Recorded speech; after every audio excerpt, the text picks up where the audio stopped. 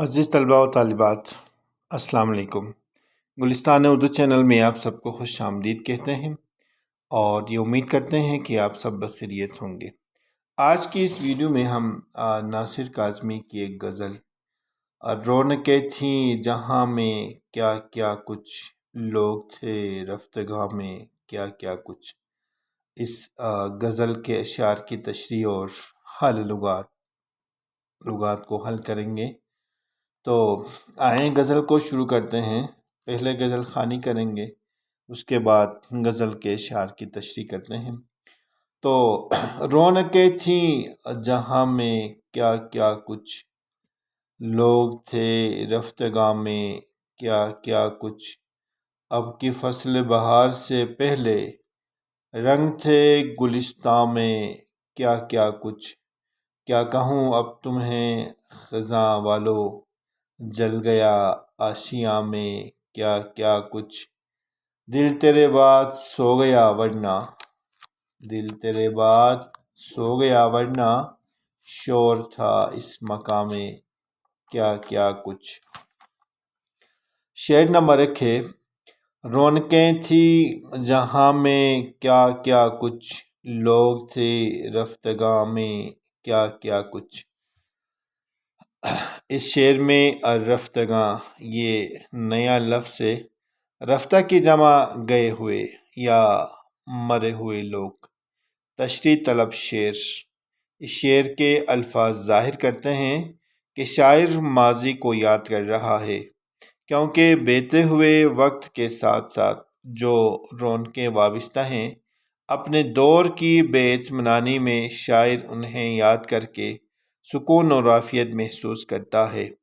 شاعر کا بیتا ہوا وقت بڑا پر رونق اور خوشحال تھا، اور اس رونق اور خوشحالی کا تعلق بھی ماضی ہی کے لوگوں سے تھا جو اپنی ذات میں بہت سی خوبیاں رکھتے تھے اور جب اس دنیا میں نہیں ہیں۔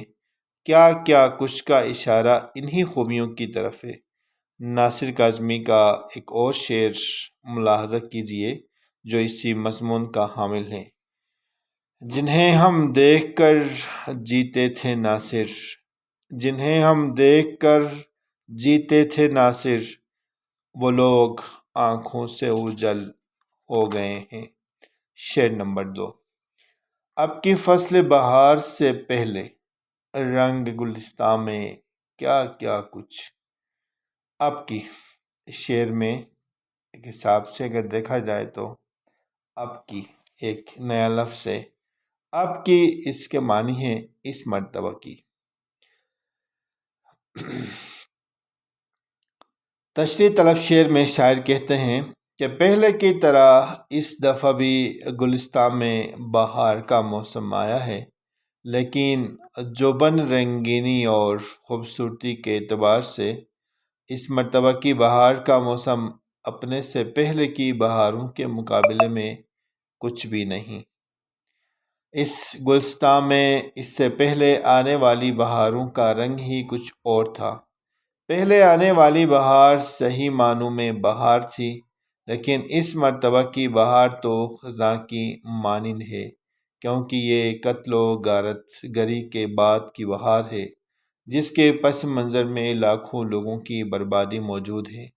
گویا بہار نے مایوسی اور اداسی پیدا کی ہے۔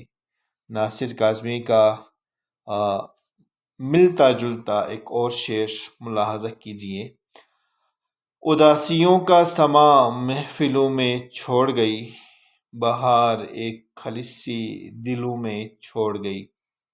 شعر نمبر 3، کیا کہوں اب تمہیں خزاں والو جل گیا آشیاں میں کیا کیا کچھ۔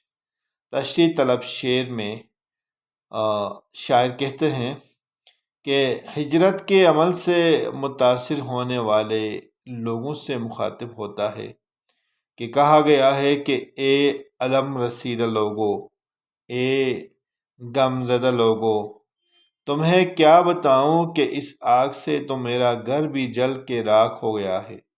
خزاں والوں کا اشارہ اجڑے اور لٹے پٹے لوگوں کے لیے ہے، جبکہ آشیاں سے مراد گھر ہے۔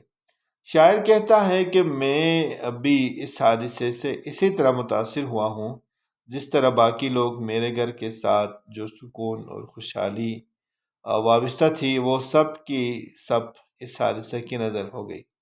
گھر سے مراد صرف مادی چیزیں یا اثاثہ ہی نہیں، بلکہ اس گھر کے ساتھ جو نفسیاتی اور دلی وابستگی تھی۔ گھر کی بربادی کے بعد شاعر کو اس کا بھی غم ہے۔ شعر نمبر 4 اور آخری شعر۔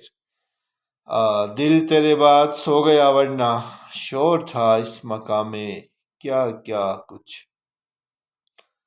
تشریح طلب شعر میں شاعر کہتے ہیں کہ اے محبوب، میرا دل جو ولولوں اور تمناؤں سے لبریز تھا، اب تیرے بعد یعنی تجھ سے محروم ہونے کے بعد سو گیا ہے۔ اس میں جذبات کا وہ شور نہیں رہا جو اسے تیری رفاقت میں میسر تھا۔ یہ سب کچھ گویا تیری وجہ سے تھا۔